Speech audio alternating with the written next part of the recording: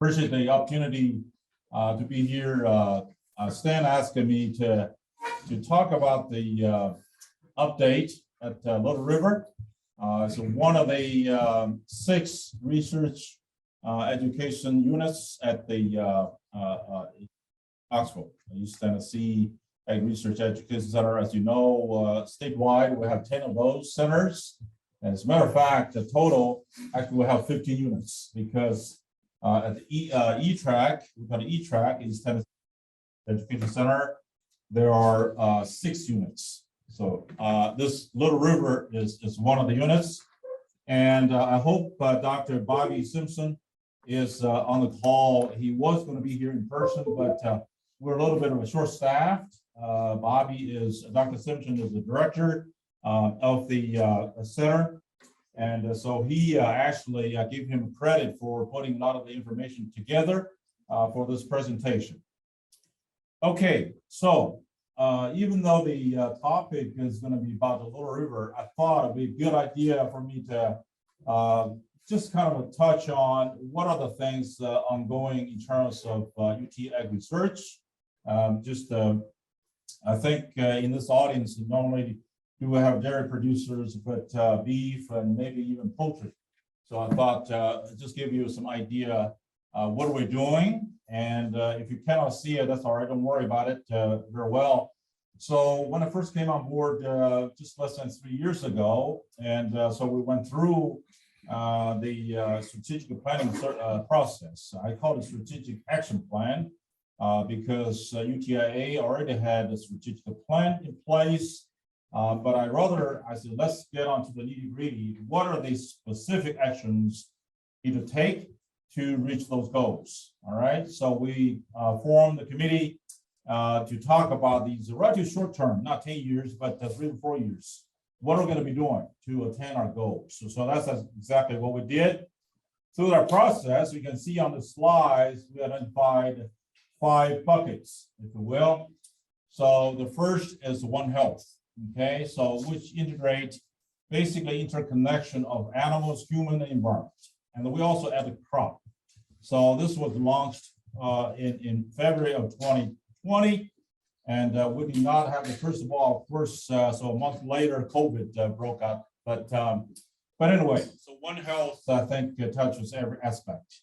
Whatever we do from the animal side, impact the human health and in the environment. So vice versa, when you have the environment, climate change, they impact the animals, therefore productivity and so on and so forth. So we launched that program, and it's a multidisciplinary and cross-campus initiative, and made a fair amount of internal investment. Has made quite a bit of strides, and we're in phase 2, this year 2 of issuing seed funding to move to the next phase. So ultimately, we want to really grow that program. And I know the TDPA has a similar program. So as a matter of fact, we have advisory council, including Dr. Beatty on the advisory board. The next one, the second one is digital agriculture. So we heard, just this morning and last night, and the input, all right, fertilizer skyrocketed, and the cost of labor and so on and so forth. So it is essential for us to devise technology.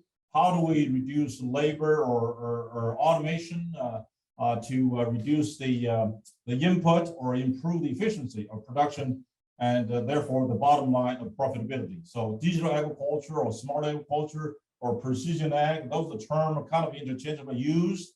Basically is to how do we use the limited resources to produce the most of food, fiber, and fuel to feed the world, and we'll still conserve the natural resources. So that's another initiative we're doing. The next one is the genomics, that's inside biology. So we have 2 centers. Is start with the beef, but actually expanded to dairy or crops, genomics. So from that standpoint, what do we do to advance whether it's animal genomics or crop genomics, and also synthetic biology? We can do through kind of like gene editing or that technology and really to preserve the useful traits and then eliminate some of the other traits to make it, for example, more climate more resilient. So that's another one. So bioeconomy is a very important to our state. We're talking about natural resources. Tennessee obviously is the most diverse state in the country. You know, we talk about biodiversity. So we're looking at, for example, right now, sustainable aviation fuel, renewable fuel, prices increasing. So we're addressing those things that are really facing our state and beyond. And we purposely left the last one is the next big thing, whatever that may be, food security, food waste, what have you. So those are the things that we're addressing. So then the remaining time, I'm going to just kind of give you more related to maybe the second bullet and eventually talking about the, I know Stan really interested in the robotics that we're looking at. Okay, so along those lines, as we look at this, what we're doing here across UT, you know, the second bullet is the precision ag. So July of the past year, we established the Hickman Precision Ag Technology Unit at the Amtrak, okay, in Spring Hill. And in honor of Mr. Wyman Hickman, I'm sure you all know Mr. Hickman, very successful businessman in Columbia and served UTIA and with dedication. So we honor him with that unit established. What we did was actually look at the entire program. You know, we used to have a dairy research at Spring Hill, as you know, since the 50s. And really the facility really just outdated. The stuff we do is not relevant. It is my philosophy, our philosophy. Whatever we do has to be relevant to our producers, to our folks. And after consulting with people like Stan, Commissioner Hatcher, Farm Bureau, President Aiken, and so on and so forth, and we think it's wise. It is prudent for us to really, because that facility, the work is no longer serving our industry. But yet we still need to do the dairy research. So what we decided is to close down that facility, but rather move that part into East Tennessee, where we have a relatively new facility, but then refocus Middle Tennessee to beef, precision beef. And this is how we have this established. And later on, as a matter of fact, what I'm going to touch on a little bit is to expand poultry. You know, broiler is a growing industry in our state. It's about $7 billion business for us. So Liz, if you could maybe play that YouTube. Let's see, I think there's a one that's talking about that.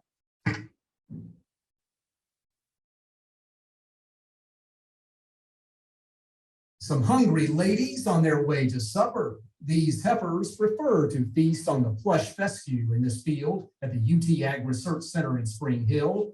But here's another dining option. This mobile feeder that knows these cattle based on ID earwear and delivers food based on their documented nutritional needs. So once the heifer enters into the feeder, it identifies her through her radio frequency ID tag, and it actually drops the specific ration that we assign to her. The feeder is part of UTIA's Hickman Precision Agriculture Unit. Other equipment includes this Sea-Lock water unit, solar powered just like the feeder. Here, a bull puts its front legs on this device and his weight is estimated. There's also monitoring of water consumption and other animal behavior. And so it gives us the ability to develop patterns, how long cattle stand at water systems, how much their weight actually changes during the day, their body temperature, their movement patterns, and so that we can really get insight into nutritional health, immune system health. More detail about herd health could mean a product less reliant on antibiotic use. The information gathered by this equipment goes into a modem and then is sent by cell phone signal to a database. Also, this is information that can be passed on to farmers or pretty much anyone almost immediately. Yes, so actually for the actual data that we gather here, we could give access to maybe anywhere in the world in nearly real time. So as we develop educational programming from our work here, we can share with the extension agents to share with their producers. The unit is named for Wayman Hickman, Columbia, Tennessee businessman and philanthropist, an alumnus and longtime supporter of the Institute of Agriculture. Tiffany Howard with UTIA Advancement has known the Hickman family a long time. You know, have you ever met someone when they walk into the room, people take notice and they notice there's something different and special about that person? I think something out in his lifetime. And one of those things I've witnessed about him is that he has such a spirit of generosity. Already, UT AgResearch and Extension has new data from the unit and will share it. Generosity leads to science and advances in agriculture that here can be precisely measured. This is Charles Denny reporting. So, then, of course, just a look of the Little River Dairy Facility. So we did have some Jersey cows at the Middle Tennessee facility. So we moved to 20 of those. Want to still keep those purebred Jersey cows. You can see to the right is the conventional milking pollard. And so that's the interior. That's where we're gonna modify and put the robotics in. So why robotics? Well, I don't think it's news to this group. So the national survey indicated when you look at the 108 responded. So if you do one technology you want to invest, what would that be? Well, robotics, 61% responded. So I think we already have in our state, and just like the gentleman in Kentucky. So I think that's a trend, and that's why my philosophy is we do something that's relevant. If our producers need this kind of information, we need to do research. There's still a lot of unanswered questions, so whether economics, maintenance, the cost, and so forth, payback, and the interaction between the animals and the machine. So those kind of things we need to research on, and therefore, so this is a machine we're going to put in, some of our producers are already using this, so I'm not necessarily just promoting this machine in particular because I think we have a very nice products available. It just happened to be, I think this is a nice collaboration that with some of our commercial producers are already using. So you can see to the right is just under one roof. Our current barn kind of split along the length of the barn. Half of it will be divided into two sides, each will be 60 cows. So one of the units is handling 60 cows. Okay, so we have two of those, and the other half then will be the conventional. So it's probably the unique one, the only one here to our knowledge, either in the Southeast or in the nation, that we can look at both set of systems under one roof, because otherwise people could say, well, you could have other factors that could impact the performance animal, not necessarily because of cow. So this will allow us to do that. So we are making progress on this, and this is the we're not just talking. Indeed, we have purchased the units. So Dr. Eckelkamp is a part of this team, and so it's already delivered on site, and already selected the bidder. And of course, as you know, things go through university. It's not always moving as fast as you would want it, but we are doing our best to move it. So the expectation is to get the robotics system going by at least this summer. Okay, so making progress. I think we can. So what are the things we're going to look at? So it's just probably impartial listing of those things that we could look at. Like I said, under one roof, we could compare the conventional versus robotics, the performance of the animals. And we could also look at different feed. As a matter of fact, one of the faculties in animal science already has a company committed funding as soon as this is in operation, and they're looking at different feed supplement and the impact on the animal performance and microbiome and so on and so forth. So of course, we could do the behavior and performance monitoring of individual animals in the group setting with this system, okay? Visiting times and so on and so forth. As a matter of fact, Liz and Charlie, they're working with John's group, Mr. Harrison's group, I guess he left, to looking at, these kind of data. How do we develop a cow value index, for example? And that's kind of the things we, at the university, we can do more intensive study, if you will. So put on more belts and whistles, monitor all of these. And so ultimately we want to develop guidelines for our producers. The other things, for example, early detection of animal health, okay, mastitis or what have you, and then could start intervening at the early stage, labor needs, economics, and of course, I'm sure there'll be a lot of other researchable questions. And as usual, so your inputs are extremely important. I always find something, I learn something when I come to events like this. So hearing from our producers, what's on your mind through Liz or direct send it to us or through our Senate directors, let us know what kind of things we should be researching. Okay, so this is a partnership.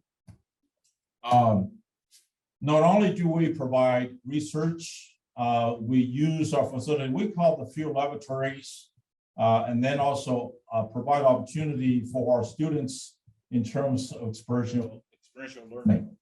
And you can see this is a live and learn examples. Our students spend time at our centers. This is not the only one that does it. So we constantly host the students, interns, of course, the graduate students. As we train the next generation, obviously it's extremely important we give them today's technology. We cannot train them with 1950, 1960, or even 80s technology for students to go on to the 21st century working with our industry. So, and this is another example using it for teaching purposes. Of course, we do the field days, by 2023. So we're kind of alternate between Blunt unit and this unit doing the Ag and Foothill field days. You can see that. So we certainly wanted to do this in 2023, and we'll show the setup. But the feature of this, kind of like a Mr. Harrison's setup, that we will have observation aisle, hallway, allow the student to see and watch what's going on. Okay, so last I wanted to just to talk a little bit about the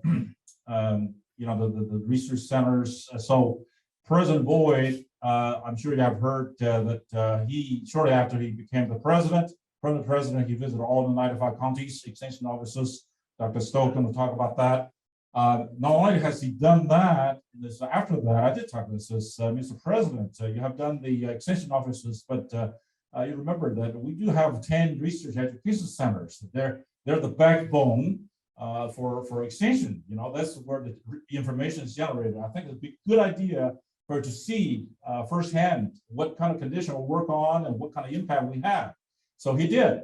So within 8 months, he toured all the 10 research education units. So you can see some of those. So join us. Dr. Cross was still on board with us, and including. So he saw firsthand that he asked with the folks, and says, what would you need? If money is no issue, I have all the power. You tell me, what would you need to help you? So unanimously says infrastructure equipment. We simply cannot conduct the 21st century research with the 1950 facilities or equipment put together and hang together with duct tape, okay, or wires. So he showed a strong commitment working with our government agency, government relationship advocacy group, and the stakeholders, Commissioner Hatcher, TDA, Farm Bureau, and so forth. So we have been pursuing to how do we modernize the AgResearch Education Center. So long story short, we were successful. I think you heard the governor this morning that we're investing through the state. Actually, this is the federal funding and it flows through the state. We were very grateful that we get $50 million of the ARPA fund to modernize the very much needed infrastructure equipment at the research education centers throughout our state, and which will, I'm positive that it will prove transformative in terms of our capacities of serving the state through research, education, and outreach. So with that, I thank you very much for your attention. I hope that's not too boring. You did not fall asleep, I can see, as far as I can tell. So I'll be happy to entertain any questions if you have any questions. Do I have time for questions, Liz? I believe so, yeah. Questions, comments, cries of outrage? Not too many cries of outrage. Be nice. Be online? I wanted to thank, as a matter of fact, in terms of the support, we got all the ag industry leaders, including Mr. Stenbutt, and all the leaders really supportive of this very much needed modernization. Appreciate it very much. Means a lot to us. Hey there, well, good afternoon. It is great to see y'all. Really appreciate the invitation to join y'all today, and not only just to present and give a few updates about what's happening with Extension, but also just to hear about the things that are on your mind too, and the various aspects with the industry and where things are heading and what we're hoping for as well. So I'm Ashley Stokes. I'm the Dean for Extension with UT, and I've been here 10 months. And like it's been longer, and other times of run across things that are new and I'm still learning, but I've really enjoyed being here. So my background, I'm a veterinarian, so I'm a large animal vet, and done a lot of cattle work and worked with the dairy industry. I started out, I'm from Louisiana, South Louisiana, and that's right, we have that connection there with a little LSU time. And then I went to Hawaii, where the dairy industry, that was pretty interesting, really, really different than what I was seeing in Louisiana, and different challenges, as you can imagine, and some interesting opportunities too. And then from there, I went to Colorado. So my last location before here was with Colorado, and just seeing a lot of the changes. I mean, within just a few years, the changes seeing in the dairy industry there, and the growth, and who's moving in, what's happening with it. And it was really fascinating. So it's great to be here now with y'all, and I'm learning from you and hear what you need. So we've got a great team. Our extension professionals that work with y'all are super. Hopefully y'all know your local extension agents too, and in your counties. And obviously we're here talking about dairy, but I'm going to talk about a few other things. You get to hear from our extension professionals a fair bit about our dairy programs, but I do want to mention a few other things that maybe I know they've been sharing, but I just kind of want to mention them too as well to you.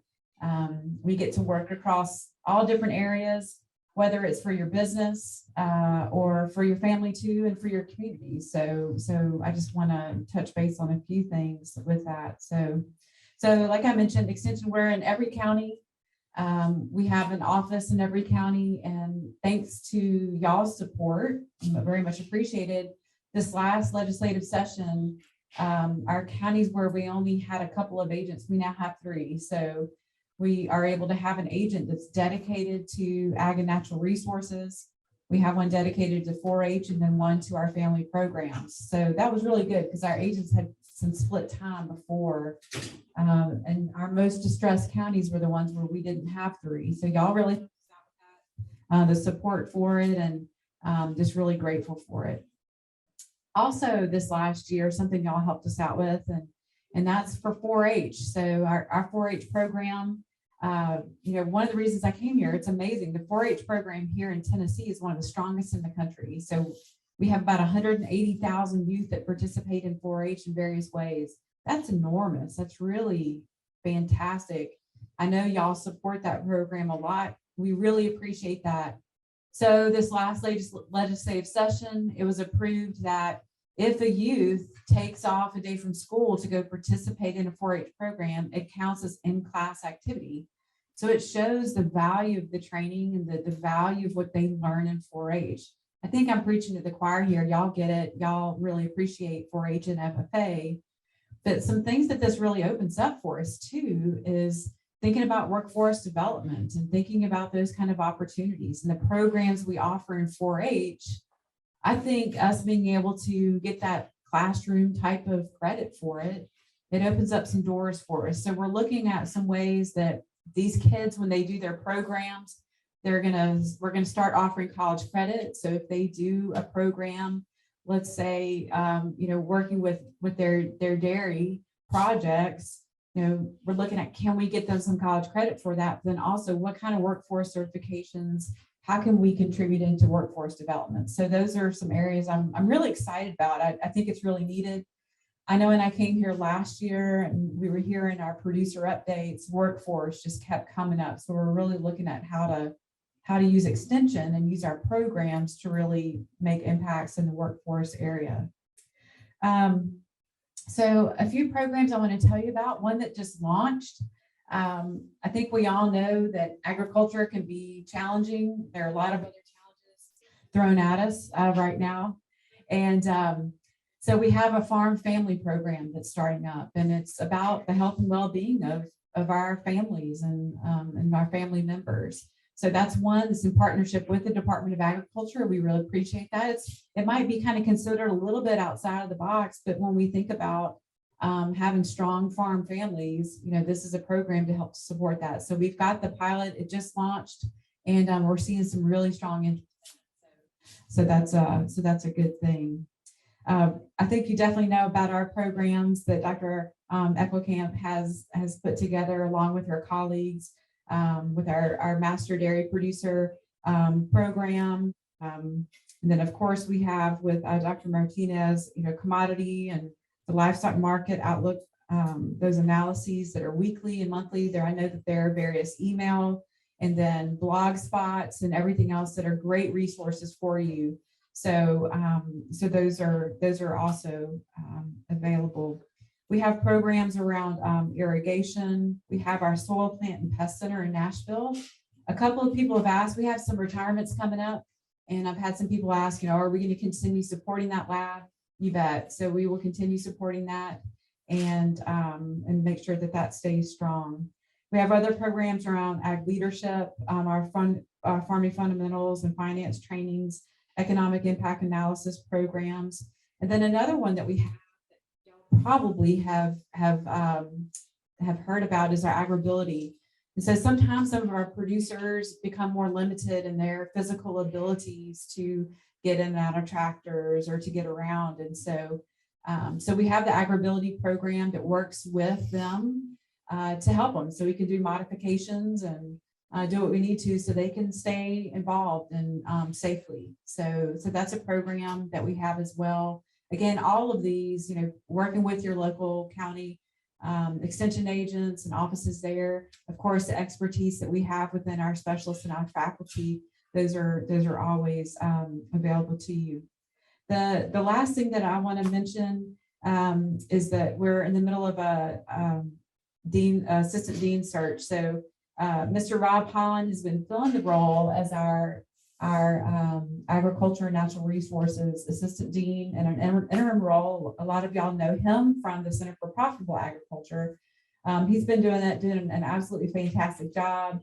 He's really excited to get it back to the Center for Profitable Ag, and he's been absolutely amazing. When within 24 hours of taking the job, he let me know that he really wanted to get back to the CPA, and so we're wrapping up that search right now. We'll be getting somebody in that. We had great candidates for it, so I'll let you know that that's moving forward. So, but I'm happy to be here. I've met some of you, but I have not been able to meet all of you yet. I'd really like to.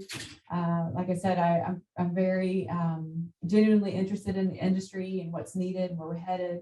I know we get to catch up. I get to hear from our extension professionals, but I want to learn more about your industries too, and what's coming down the pike and how we can be really responsive and be really relevant for you.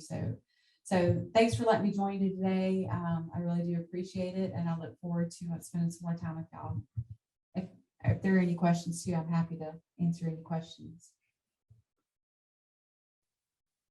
Again, be nice. She's my boss, so nobody cries of outrage. Okay, ladies, you're up. Oh, okay. All Well, right, thank y'all so much.